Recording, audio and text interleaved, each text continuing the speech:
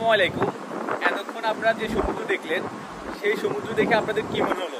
আজকে সমুদ্র কি শান্তশিষ্ট নাকি আজকে সমুদ্র কিছুটা উত্তাল? আপনাদের কাছে সমুদ্রকে শান্ত মনে হলো, আজকে সমুদ্রটা কিন্তু কিছুটা উত্তাল। ব্যাপারটা এমন, আমাদের মধ্যে অনেকে থাকে না, দেখতে খুবই ভদ্র মনে হয় কিন্তু ভিতরে ভিতরে হারামি। আজকে সমুদ্রটাও ঠিক তেমন, দেখতে শান্ত মনে হলো, আজকে সমুদ্রটাও কিন্তু কিছুটা উত্তাল আছে। এখন উইন্ড স্পিড প্রায় 25 নটের মতো। আমি এখন কথা বলছি শিপের একেবারে টপ মোস্ট অংশে, মাঙ্কি আইল্যান্ডে। এখান থেকে ভিডিও করছি। এখানে বাতাসের বেগ অনেক বেশি। আমি বুঝতেছি না যে আপনারা আমার কথা ভালোভাবে বুঝছেন কিনা।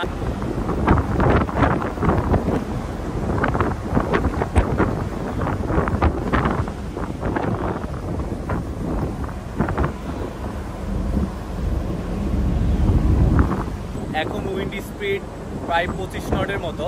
আমরা এখন আছি ইন্ডিয়ান ওশানে।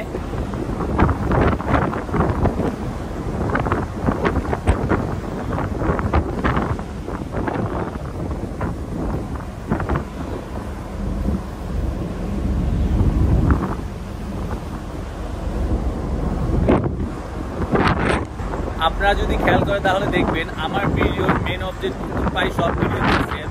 আমার ভিডিও থাকে আমাদের জাহাজ, সমুদ্র আর আকাশ। আর এই তিনটা ছাড়াও আরও দুটো জিনিস থাকে। একটা হলো আমার এই বিশ্রী চেহারা আর এই বিশ্রী কণ্ঠস্বর। তো বিশ্রী চেহারা আর বিশ্রী কণ্ঠস্বর কিংবা আমাদের জাহাজ সবসময় সেম থাকবে হয়তো, কিন্তু অন্য যে দুইটা অবজেক্ট আছে সেটা হলো সমুদ্র আর হলো আকাশ। এই দুইটা জিনিস সময়ের সাথে সাথে এর রূপ পরিবর্তন করবেই। ধরেন আমি আজকে এই জায়গায় আছি, কালকেও যদি এই জায়গায় থাকি, কিন্তু আমি তখন আকাশ এবং সমুদ্রকে ভিন্ন ভিন্ন সময়ে ভিন্ন রূপে দেখতে পাবো। সে সময়ের সাথে সাথে তার রূপ পরিবর্তন করবেই। কিন্তু আমার এই কুৎসিত চেহারা আর বিশ্রী কণ্ঠস্বর কিন্তু আপনারা সবসময় শুনতে পারবেন। বাট আমার ভিডিওতে আপনারা ভিন্ন ভিন্ন সময়ে ভিন্ন ভিন্ন জায়গার সুন্দর আকাশ এবং সমুদ্রের সুন্দর সুন্দর ভিউ দেখতে পারবেন। এটা আমি আপনাদেরকে শিওর দিয়ে বলতে পারছি।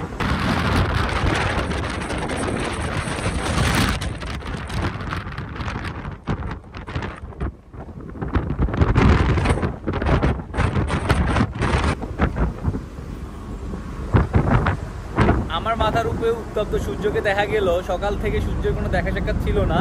সকাল 8টা থেকে আমি যখন 12টা পর্যন্ত ডিউটিতে ছিলাম তখন ছিল মেঘাচ্ছন্ন আকাশ, কয়েকবার বৃষ্টি হয়েছিল, ডিজলিং হচ্ছিল। কিন্তু 12টার পর থেকে সূর্যের দেখা মিলে এখন সে খুব ভালোভাবেই তার উপস্থিতি জানান দিচ্ছে। আমি এতক্ষণ শিপের একেবারে টপ অর্থাৎ মাঙ্কি আইল্যান্ডে দাঁড়িয়ে ভিডিও করছিলাম।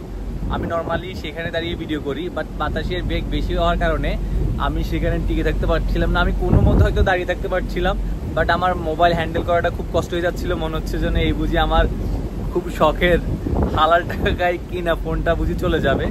আর আরেকটা সবচেয়ে বড় প্রবলেম হলো ওখানে বাতাসের বেগ বেশি থাকার কারণে, যেহেতু এটা শিপের একেবারে টপমোস্ট অংশ, একেবারে কোনো রকম বাধা ছাড়াই সেখানে বাতাস আঘাত হানে। সো ওইখানে বাতাসের বেগ অনেক বেশি আর সাউন্ড অনেক বেশি। ওই জন্য আপনাদের কথা বুঝতে অসুবিধা হবে, এই জন্য আমি নিচে চলে আসছি। আপনারা এখনকার সাউন্ড কোয়ালিটির সাথে আর একটু আগে যে ভিডিওগুলো করেছিলাম শিপের মাঙ্কি আইল্যান্ডে, ওই ভিডিওর সাউন্ড কোয়ালিটি কম্পেয়ার করলে বুঝতে পারবেন ওইখানে বাতাসের বেগ কেন এত বেশি ছিল। যেহেতু এখানে আমি একটা স্পেসে দাঁড়িয়ে আছি বিডেকে, সো দেখা গেছে এখানে আমার এই পিছনের দেওয়ালের কারণে সরাসরি বাতাস আমার কাছে আসতে পারতেছে না। ওই জন্য আমি এখানে খুব রিল্যাক্সে কথা বলতে পারতেছি বা আপনারা আমার সাউন্ড কোয়ালিটি ভালো পাচ্ছেন। আমি এই জায়গা থেকে আপনাদেরকে সমুদ্রের ভিউ দেখাতে চেষ্টা করতেছি। এই যে আমাদের শিপের ফরওয়ার্ড অংশ, এখানে ব্রিজ উইংসের অবস্ট্রাকশনের জন্য ভালোভাবে দেখা যাচ্ছে না। আর এটা হলো শিপের পিছনের অংশ। তো এইটা ছিল আজকের শান্ত মেজাজি উত্তপ্ত ইন্ডিয়ান ওশান। আজকের ভিডিও এই পর্যন্তই, দেখাবো অন্য কোনো ভিডিওতে। ততদিন মধ্যে সবাই ভালো থাকবেন, সুস্থ থাকবেন। আল্লাহ হাফেজ।